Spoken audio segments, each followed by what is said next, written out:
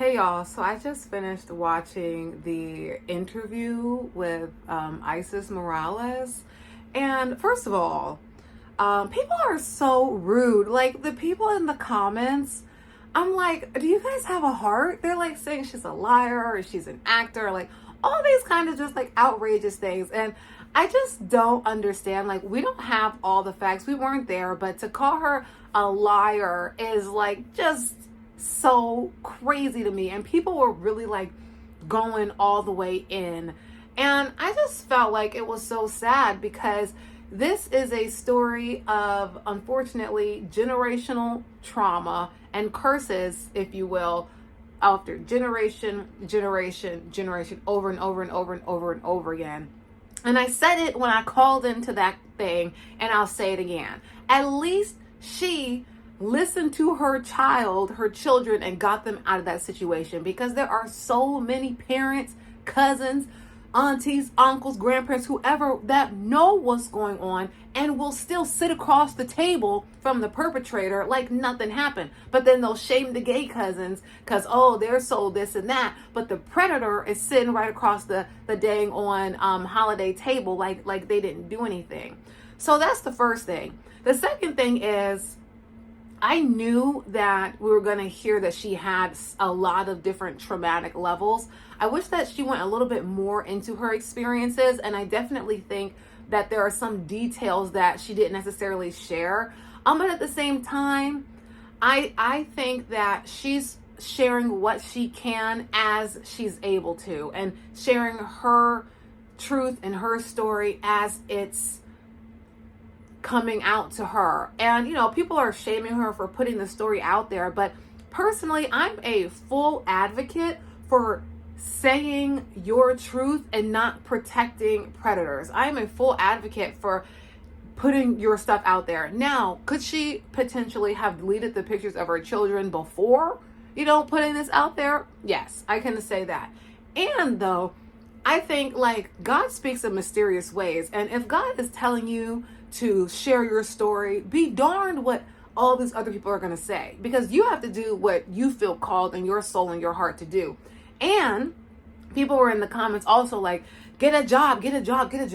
She has 5, granted, she could potentially go back to work for her family business if they're still speaking, because family is finicky as well. But if she's trying to find a regular job, she has now, I believe, at least 4.5 years, maybe 5, because they were married for 5 years and she stopped working. She has a large gap in her resume now where she has no job experience. She wasn't working. She wasn't doing anything. So it's hard to come from there and then all of a sudden now you're back working again, looking for a job to take care of 5 children. That's a lot. One kid, I don't even have kids, okay?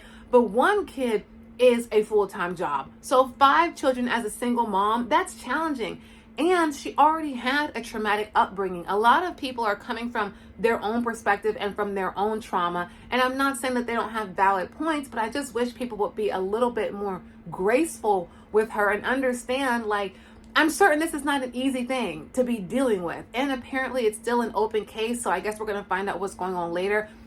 And then I'm not trying to be rude at all, but the therapist was kind of getting on my nerves a little bit. She was definitely had some very, very valid points, but I think she was a little bit crass with the way she was speaking. However, having been in the industry that she's in for so long, I feel like you have to develop a certain level of thick skin and just like brutalness. I'm using that term pretty lightly, but that's the only way I can think about saying it. Like, you have to have some level of sternness to even be able to survive mentally in the field that she's in. So she wasn't getting on my nerves because she was saying anything that wasn't right, but I just felt like she didn't have a lot of compassion to the situation. But she was making a lot of valid points. But I just was like, man, she's a little bit harsh is the proper word, I would say. But also I feel like for her to, like she said, she works with predators, she works with children, like that's a challenging industry. So that's probably why. But I just thought she was being a little bit harsh. And then like people were in the comments like, take accountability. Like, y'all ain't never been young and dumb. Yes, like, did she have children? Absolutely. Am I saying that everything that she did was perfect? No. But everybody has been young and dumb, young and foolish, young and just out there. And considering all of the things that she experienced as well, she was looking for something out there. She was looking for love. There are a lot of people also that will use the Bible and hold it over your head, like, you better not do this. You know what Jesus said. You know what God said. You know what the Bible says. That is a thing. So we can't act like the stuff she was saying is not logical. There's a lot of people who I know who I can think of some right off the top of my head where there are known predators that have never served one day in jail. And when I challenged it, I was told, well, he's a good man. You know, he goes to church now. God forgave him, so you should forgive him. Even though this particular person has violated multiple generations of children, okay? Multiple generations. And because he goes to church, he's a good man. He God forgave him, so who are you not to forgive him? So we can't sit up here and act like those people don't exist. Now, we have not heard from the husband yet, or the ex-husband, the alleged monster. We have not heard from him. So there's that. And though, I don't think it's right to just automatically say she's lying, because people are now trying to say, oh, she's trying to bring down the black man. Why is it every time a black man, I'm not talking about this situation because we don't know, like we as the audience don't know what happened. But in general, every time a black man is held accountable for something that he did, it's, oh, you trying to bring down the black man. How come the black man can't keep, I'm not talking about all black men either, okay? Because I love black men, okay? I want to be very clear. I'm not talking about all black men. I know that there are so many strong, powerful, protective, loving, affectionate, dynamic black men, okay? Whether they have money or not. So I want to be clear on that. But what I'm saying is there is a portion of the community that will never hold a black man accountable, because it's always, oh, you're trying to come at the black man. Does it matter what color someone is if they're a predator? Does it really matter what color they are if they're out here taking advantage of people? Are you freaking kidding me? Because he's a black man, we shouldn't point it out. He should just be allowed to keep doing it because he's a black man. What about the black children? What about the black boys that he's doing nasty stuff with? What about the black girls? They don't matter? They don't matter to you because it's a black man? We just supposed to let like that girl was like, y'all over here protecting the man. You protecting the demons so he can hurt the angels. Are y'all serious? Like, for real. And I'm not talking about the situation because, like I said, we really don't know because we weren't there and the case is still going on. But to sit up, I hate when people do that. Oh, he's a black man and she's trying to take him down. Are you effing kidding me? But you're fine with what he's doing. You don't care about the black baby. You don't care about the black daughter. You don't care about the black son. It's just because he's a black man, you shouldn't say anything. That's so stupid. And that's why I be to myself now, because I can't with certain situations. But all that to say, this is pretty interesting. And I know that Dr. Spirit, and I want to be like, I have all respect for her in her profession because she's out here boots on the ground doing her work.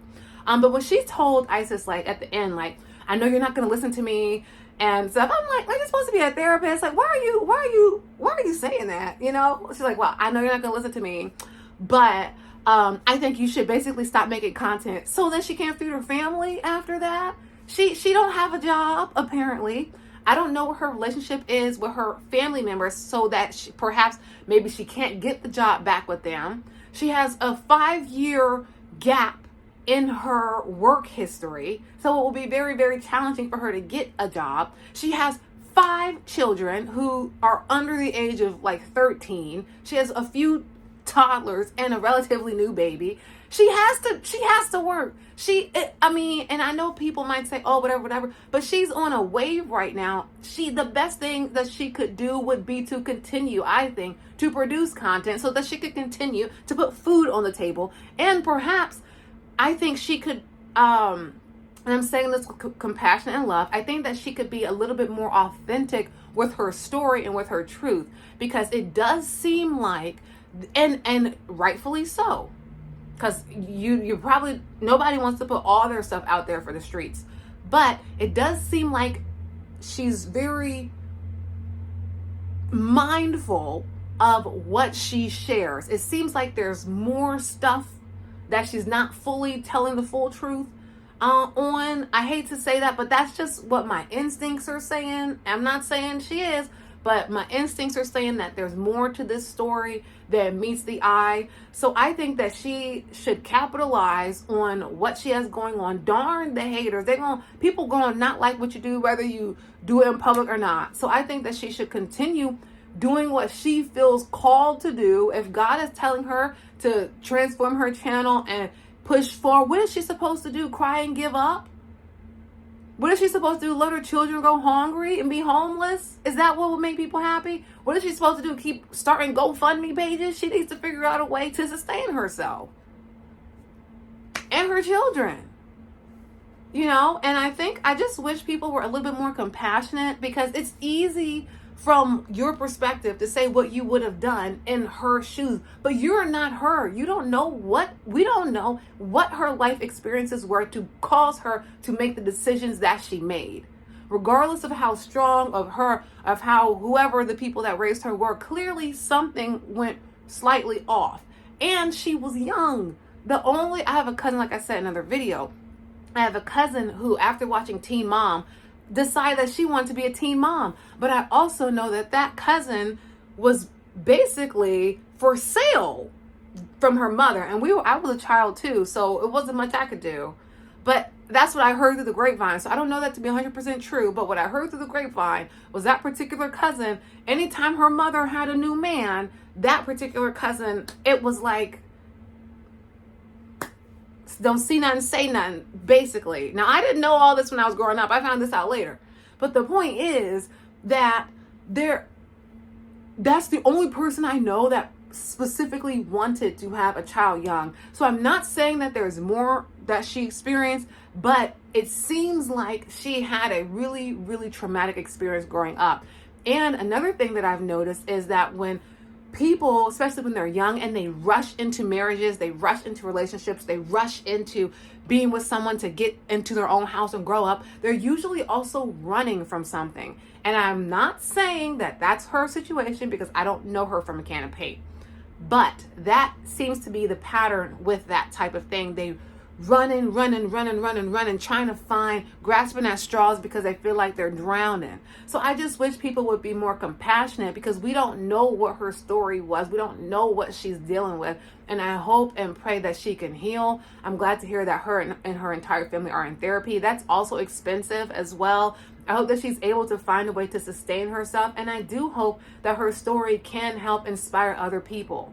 And at least she listened to her child. At least she did something about it. You know how many parents and family members there are? I bet you can name a couple, because I sure can. How many parents and family members there are that know what happened to the child. And instead of helping the child, they judge the child. They call the child fast. They call the child weird. I don't know what happened to this particular child. I don't know why they act this way, but you knew who was sneaking in the bedroom at night. You knew who you was sitting across the table from. And then those particular people get mad at me when I start kirking, like, y'all really gonna sit up here and act like you don't know this fool is a child weirdo, and I'm the crazy one for calling this mofo out? So I just had to stop talking to certain people, because I can't be mixed up in that foolishness. I believe that we have to protect children, protect their innocence, and by any means necessary, make sure that they are protected and feel safe, seen, and heard. Point blank, period. Okay? And at the end of the day, clearly she had a traumatic experience. She made some decisions that contributed to the situation, possibly also because of her own traumatic experiences. And I think that instead of judging her and people like her, granted, I don't want to say that, because I do think that we should be able to judge certain situations. So I don't want to be misunderstood.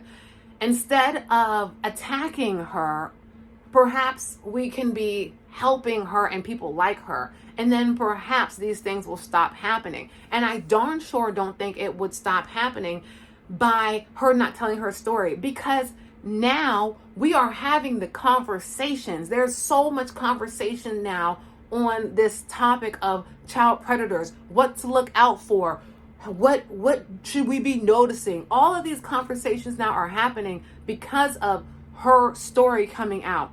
Now, with that being said, what are the long-term ramifications of basically the entire YouTube knowing what happened to her children, and what are her children experiencing at school if they know about this and all that stuff? I don't know. I don't have kids, so I don't know what that's like. And that's a sad situation to think about, because sometimes kids are cruel. But I know that the children in my area are a lot more nice than they used to be. So hopefully, and I think they're in Maryland, so hopefully they're around people and their classmates aren't, making fun of them and stuff, because some kids are turds. So there's that. But I just hope that that's not the case. I hope that her family is able to heal from this. And all I can say is, I'm so sorry that this happened to her and her family. This is not something I would wish on anyone. And I think regardless of how we all feel, because we all have a right to our opinion and our thoughts and things, and though I think everyone who's sane can agree that children should be protected, point blank, period. We don't have to agree on anything else. And quite frankly, I don't care. If you disagree with me, that's perfectly fine. We can duke it out in the comments if you want to. But the main thing is, as long as we can all agree that children deserve to be respected, protected, valued, and children should be children and they should have children experiences only, then I'm fine with that. And I guess we'll all just have to, stay on it. I told y'all I was going to be following this case like this. Okay, ever since I saw the first video, I'm tuned in, because if you don't know already, I'm so passionate about children. I'm so passionate about protecting their innocence and helping them make good decisions so that they can not have these type of experiences, so we can hopefully save some of them. That is the goal. At the end of the day, children deserve to be protected, period. And if you agree with that, then we cool.